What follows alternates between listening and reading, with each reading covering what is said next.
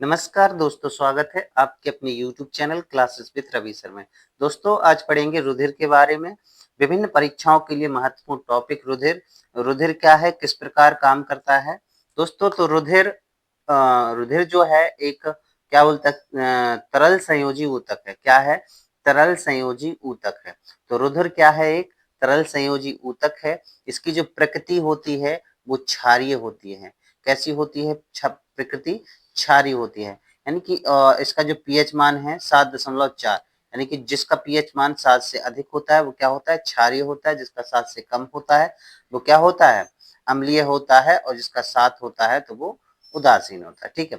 इसके बाद मानव शरीर में जो रुधिर की मात्रा है, तो एक स्वस्थ मनुष्य में लगभग 5 से 6 लीटर रक्त होता है। यानी कितना होता है? 5 से 6 लीटर। और शरीर के कुल भार का लगभग 7 से 8% क्या होता है? रुधिर होता है। रुधिर के अध्ययन को क्या बोलते हैं? हेमेटोलॉजी कहा जाता है। रुधिर के अध्ययन को क्या कहा जाता है? हेमेटोलॉजी कहा जाता है। ठीक है। तो रुधिर क्या है? एक तरल संयोजी ऊतक है। दोस्तों, क्या है रुधिर? रुधिर एक तरल संयोजी ऊतक है। ठीक है। और इसके साथ रुधिर का जो पीएच होता है वो 7.4 होता है। ठीक है। क्षारीय प्रकृति होती है। लगभग 5 से 6 लीटर पाया जाता है और शरीर का लगभग 7 से 8% होता है। ठीक है। और रक्त के अध्ययन को क्या कहा जाता है? हेमेटोलॉजी कहा जाता है। ठीक है। इसके बाद रुधिर का जो संगठन है, यानी कि कंपोजिशन ऑफ ब्लड, यानी कि जो ब्लड है वो ब्लड के जो भाग हैं मुख्य रूप से दो होते हैं।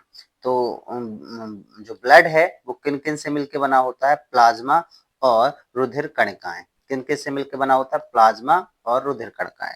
जो प्लाज्मा होता है वो कितना होता है? 55% होता है। और रुधिर कणिकाएं होती हैं जो कि 45% होती हैं। कितनी होती हैं? 45% होती हैं। और प्लाज्मा कितना होता है? 55% होता है। ठीक है। अच्छा, प्लाज्मा के जो कार्य हैं और प्लाज्मा का जो घटक है, प्लाज्मा होता क्या है?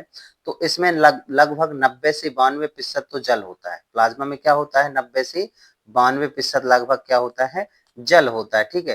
इसका 7% प्रोटीन होता है, जिसमें एल्बुमिन और ग्लोबुलिन और फाइब्रोनोजिन होता है। ठीक है। इसके बाद 1% क्या होता है? लवण और ग्लूकोज पाया जाता है।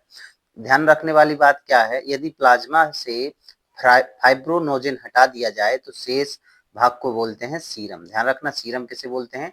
अगर प्लाज्मा में से जो कि कितना होता है, रुधिर में 55% होता है, उसमें से 1% क्या हटा दिया जाए, क्या बोलते हैं, फाइब्रोनोजिन हटा दिया जाए तो उसे बोलते हैं सीरम। समझ में आया सीरम क्या होता है? अगर फाइब्रोनोजिन हटा दो तो वो बचता है सीरम। ठीक है। प्लाज्मा के कार्य क्या है? प्लाज्मा किस प्रकार कार्य करता है? तो प्लाज्मा के जो कार्य है, पचे हुए भोजन का संवहन करना। क्या होता है? पचे हुए भोजन का संवहन करना और हार्मोन का संवहन करना। क्या होता है? हार्मोन का संवहन करना और अपशिष्ट पदार्थों का संवहन करना। यानी कि पचे हुए भोजन का संवहन करना, हार्मोन का संवहन करना और अपशिष्ट पदार्थों का संवहन करना, ये प्लाज्मा के बारे में। ठीक है। इसके बाद रुधिर कणिकाएं। तो रुधिर कणिकाएं हमें लगभग कितनी होती है? 45%। देखो, 100% होता है रुधिर, जिसमें 55% तो क्या होता है तुम्हारा? प्लाज्मा होता है। 45% क्या होती है? रुधिर कणिकाएं। ये रुधिर कणिकाएं हैं वो कितने प्रकार की होती है? 3 प्रकार की होती है। ठीक है। तो इन रुधिर कणिकाओं के बारे में क्रम से पढ़ते हैं, वो 3 प्रकार की रुधिर कणिकाएं कौन कौन सी है। तो पहले जो रुधिर कणिका है वो लाल रुधिर कणिका है, यानी कि आरबीसी। ठीक है। क्या है? आरबीसी। आरबीसी के बारे में पढ़ेंगे। 3 प्रकार की रुधिर कणिकाओं में सबसे पहले क्या है? आरबीसी। तो आरबीसी क्या है? यह रक्त में सबसे अधिक संख्या में पाया जाता है। तो यानी सबसे अधिक क्या पाया जाता है खून में? आरबीसी पाई जाती है। इन्हें बोलते हैं इरिथ्रोसाइट्स कहा जाता है। इन्हें क्या बोला जाता है? इरिथ्रोसाइट कहा जाता है। ठीक है। और इनका जो जीवन काल और मात्रा है, तो इनका जो जीवन काल है, इनका औसत जीवन काल लगभग 120 दिन होता है। ठीक है। कितना होता है? 120 दिन। तो यानी आरबीसी का जो जीवन काल है वो 120 दिन रहता है। यानी कि जो जीवित रहते हैं आरबीसी वो 120 दिन। ये बनते कहाँ पर है? ये लाल अस्थि मज्जा में इनका निर्माण होता है। कहाँ पर होता है? लाल अस्थि मज्जा में आरबीसी का निर्माण होता है। ठीक है। इसके बाद आरबीसी में जो हीमोग्लोबिन और रक्त का जो रंग है, यानी कि जो रक्त का रंग लाल होता है वो किसके कारण होता है? तो रक्त का जो लाल रंग है वो होता है हीमोग्लोबिन नामक लोहे युक्त प्रोटीन के कारण। तो जो हीमोग्लोबिन होता है जिसके कारण क्या होता है? रुधिर का रंग कैसा होता है? लाल होता है। ठीक है। जिसके कारण रुधिर का रंग कैसा होता है, लाल होता है। और आरबीसी का कब्रिस्तान प्लीहा को कहा जाता है, यानी कि जो आरबीसी है वो नष्ट कहाँ पर होता है, प्लीहा में होता है, स्प्लीन में होता है, जिसे क्या बोलते हैं, तिल्ली बोलते हैं। क्या बोलते हैं, तिल्ली बोलते हैं। ठीक है, तो तिल्ली में क्या होता है, इसका नष्ट होना होता है। रुधिर कहाँ नष्ट होता है, आरबीसी कहाँ नष्ट होता है, प्लीहा में, यानी तिल्ली में नष्ट हो जाता है। ठीक है, महत्वपूर्ण तत्व और कार्य क्या है, तो देखो महत्वपूर्ण बिंदु जो है आरबीसी के, इनमें केंद्रक नहीं पाया जाता है। ठीक है, आरबीसी में क्या नहीं पाया जाता, केंद्र। लेकिन अब बात क्या है कि ऊंट और लामा ये दो ऐसे जानवर हैं जिनमें आरबीसी में केंद्रक पाया जाता है। ठीक है, इसका मुख्य कार्य क्या है, तो मुख्य कार्य आरबीसी का होता है ऑक्सीजन का परिवहन करना। क्या होता है, ऑक्सीजन का परिवहन करना होता है। ठीक है, तो इसके जो मुख्य मुख्य बिंदु हैं, देखो आरबीसी सबसे अधिक मात्रा में पाया जाता है, एरिथ्रोसाइट्स कहा जाता है। इनका जो जीवन काल है वो 120 दिन का होता है। लाल अस्थि मज्जा में इनका निर्माण होता है। ठीक है, और लाल रंग किसके कारण होता है, हीमोग्लोबिन के कारण होता है। आरबीसी का मृत्यु कहाँ होती है, प्लीहा में होती है। अच्छा, आरबीसी में क्या है, जो लाल अस्थि मज्जा में निर्माण होता है, और आरबीसी में जो केंद्रक है वो उपस्थित नहीं होता है। लेकिन ऊंट और लामा ऐसे दो जानवर हैं जिनमें क्या होता है, केंद्रक पाया जाता है। ठीक है, इसके बाद आरबीसी का जो मुख्य कार्य होता है वो होता है ऑक्सीजन का परिवहन करना। क्या होता है, ऑक्सीजन का परिवहन करना। बिल्कुल समझ में आया होगा, याद हो गया होगा इतना। ठीक है, इसके बाद आगे देखते हैं।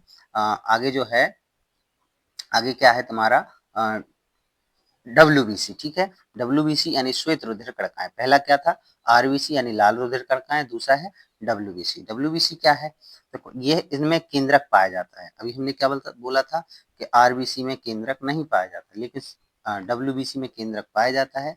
इन्हें शरीर का सैनिक कहा जाता है। क्या कहा जाता है, शरीर का सैनिक कहा जाता है। ठीक है, क्योंकि ये शरीर की रोगों से रक्षा करते हैं।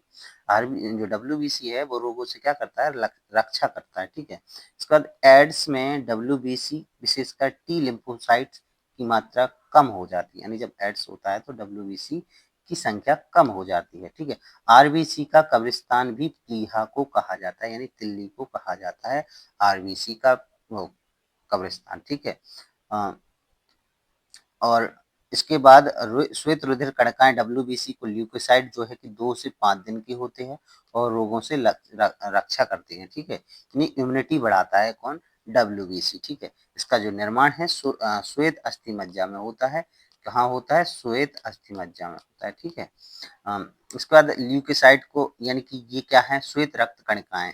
ठीक है, ये रंगहीन होती हैं, क्यों, क्योंकि इसमें हीमोग्लोबिन नहीं पाया जाता है। ठीक है, और मुख्य कार्य इनका है शरीर की प्रतिरक्षा, रोगों से लड़ने में रक्षा। तो मुख्य रूप से आरबीसी जो डब्ल्यूबीसी है इनमें केंद्रक पाया जाता है, सैनिक कहा जाता है इन्हें। ठीक है, और एड्स के समय लिम्फोसाइट की मात्रा कम हो जाती है।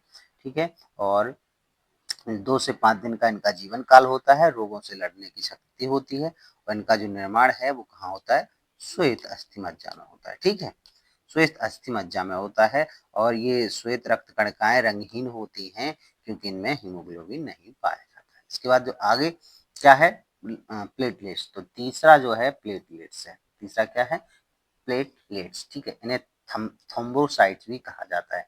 क्या कहा जाता है, थ्रोम्बोसाइट कहा जाता है। ठीक है, प्लेटलेट्स को क्या कहा जाता है, थ्रोम्बोसाइट कहा जाता है। ठीक है, तो रक्त प्लेटलेट्स क्या है, यानी कि ये रंगहीन होते हैं, अनियमित आकार के होते हैं। ठीक है, यानी कि रंगहीन अनियमित आकार की कोशिकाएं होती हैं, क्या, प्लेटलेट्स। ठीक है, इन्हें थ्रोम्बोसाइट्स कहा जाता है। ठीक है, इनका जो जीवन काल है औसतन लगभग 7 से 10 दिन का होता है। तो जो प्लेटलेट्स हैं उनका जो जीवन काल है लगभग 7 से 10 दिन का होता है। ठीक है, इनका जो निर्माण है वो अस्थि मज्जा की मेगारियोसाइट्स में होता है। ठीक है, मेगारियोसाइट्स में, लाल अस्थि मज्जा में मेगारियोसाइट्स में कोशिकाओं में बनने का काम होता है।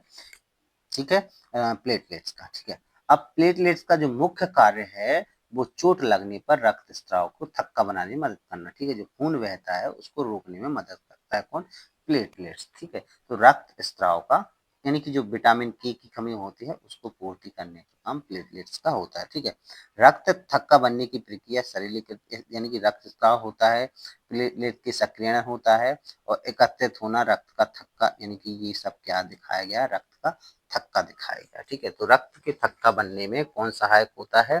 तुम्हारा प्लेटलेट्स होता है। ठीक है, इसके बाद आगे रुधिर की मुख्य खात। तो रुधिर का काम क्या होता है? शरीर में किस प्रकार काम करते हैं? तो रुधिर का महत्वपूर्ण जो काम है वो है शरीर के ताप नियंत्रण करना। तो रुधिर का जो मुख्य कार्य है वो शरीर का ताप नियंत्रण करना है। ठीक है, और इसके बाद क्या है? परिवहन। ठीक है, वो भी किस चीज का? ऑक्सीजन और कार्बन डाइऑक्साइड के पोषक तत्वों का, हार्मोन का संवहन। ठीक है, यानी कि जो पोषक तत्व हैं, हार्मोन्स हैं, ऑक्सीजन है, कार्बन डाइऑक्साइड है, इन सब का परिवहन करने का काम किसका होता है?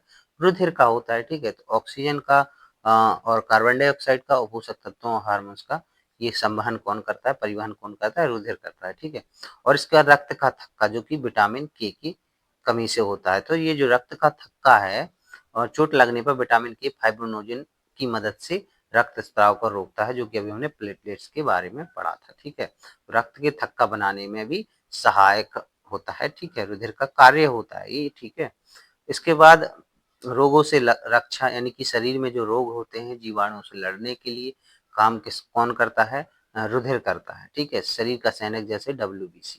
शरीर का सैनिक किसे कहा जाता है? WBC को कहा जाता है। वो रोगों से लड़ने का काम करते हैं। ठीक है, इसके बाद इसके जो मुख्य पॉइंट एक बार देखें तो ताप नियंत्रण, परिवहन और रक्त का थक्का जमना और रोगों से रक्षा करना, ये मुख्य रूप है। ठीक है, इसके बाद रक्त समूह, जो ब्लड है उसको, ब्लड ग्रुप को बांटा गया है। ठीक है, उसका श्रेय किसे जाता है? कार्ल लैंडस्टीनर को। ठीक है, इनकी जो खोज है 1900 में की गई थी कार्ल लैंडस्टीनर द्वारा। ठीक है, कार्ल लैंडस्टीनर द्वारा किसने की थी? 1900 में की थी ये रक्त समूह, ब्लड ग्रुप की खोज। तो दो ब्लड ग्रुप जो है वो कितने हैं? मुख्य रूप से 4 हैं, ए, बी और कितना? AB और O। ठीक है, ये 4 ब्लड ग्रुप हैं। तो ये कार्ल लैंडस्टीनर द्वारा रुधिर को 4 भागों में बांटा गया। ठीक है, इसमें रुधिर किस प्रकार काम करता है?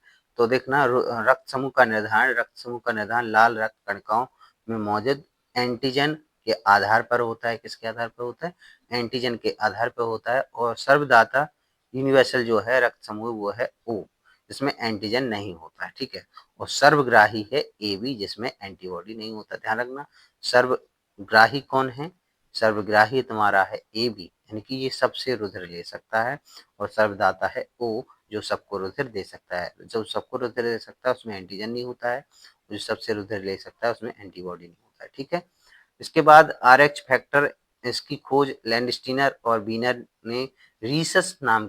इसके बाद देखेंगे परीक्षा उपयोगी महत्वपूर्ण तत्व कौन कौन से हैं? तो परीक्षा उपयोगी महत्वपूर्ण तत्व जो हैं वो है रक्त का थक्का। रक्त के जमने में कैल्शियम, आयरन और विटामिन की अनिवार्य होता है। रक्त के थक्का जमने में कौन कौन?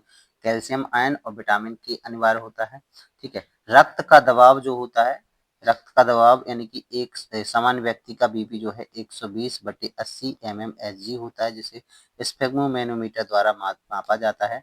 ये तुम्हारा क्या है? स्फेग्मोमैनोमीटर है। ठीक है, हीमोग्लोबिन की कमी, इसमें एनीमिया रोग होता है, यानी कि हीमोग्लोबिन की कमी से कौन सा रोग हो जाता है? एनीमिया रोग हो जाता है। ठीक है, ऊंचाई पर प्रभाव, पहाड़ों पर जाने पर RBC की संख्या बढ़ जाती है। ठीक है, ये चीज ध्यान रखना है कि ऊंचाई पर जाने पर क्या हो जाता है? और RBC की मात्रा बढ़ जाती है। ठीक है, इस प्रकार इस टॉपिक को यहीं समाप्त करते हैं। अगला टॉपिक जो तुम्हारा रहेगा हृदय के बारे में महत्वपूर्ण चीजों को